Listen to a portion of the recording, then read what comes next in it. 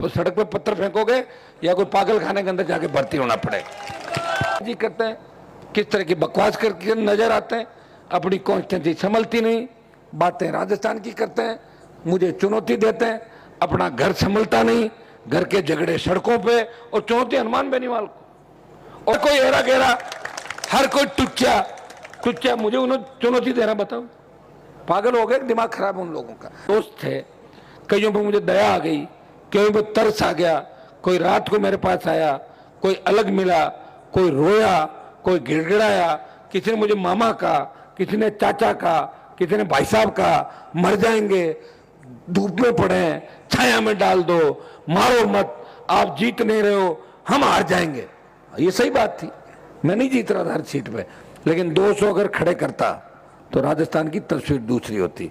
मेरे 9 लाख के वोट 20 लाख हो जाते, और अभी ये छपता कि आरएलपी ने राजस्थान में सर्वाधिक वोट लिए। नहीं तो मेरा ये लेता है कि निर्दलीय, बसपा वोट परसेंटेज, उसके बाद आरएलपी का नंबर आता। हाँ, विधायक अब मेरे ज्यादा है, बसपा के कांग्रेस के अंदर चले गए, तीसरे दल के रूप में राष्ट्रीय लोकतांत्रिक पार्टी। लेकिन भाइयों, उन्हीं लोगों को मैं देखता हूं किस तरह की बयानबाजी करते हैं, किस तरह की बकवास करके नजर आते हैं, अपनी कॉन्स्टिट्यूंसी संभलती नहीं, बातें राजस्थान की करते हैं, मुझे चुनौती देते हैं, अपना घर संभलता नहीं, घर के झगड़े सड़कों पे, और चुनौती हनुमान बेनीवाल को। और मैं चुनौती दे रहा हूं मोदी को, अमित शाह को, गहलोत के बेटे को हरा के भेजता हूं, और वसुंधरा को 7 समंदर पार ललित मोदी के पास भेजता हूं। आप बताओ, हर कोई हेरा गेरा, हर कोई टुच्चा मुझे उन्हें चुनौती दे रहा। बताओ, पागल हो गए, दिमाग खराब है उन लोगों का। ये चुनाव आ रहे, थोड़ा तो डरो, नहीं तो चुनाव में इस बार ऐसे हालात कर दूंगा कि दवाई खाना डॉक्टरों की, या तो सड़क पे पत्थर फेंकोगे या कोई पागल खाने के अंदर जाके भर्ती होना पड़ेगा। क्योंकि मैं तो हर परिस्थिति को देख के आया हूं भाई, मैं तो लड़ ही रहा हूं, और कर क्या रहा हूं। सुबह 5-5, 6-6 बजे तक राजस्थान की जनता अगर किसी का इंतजार कर रही है,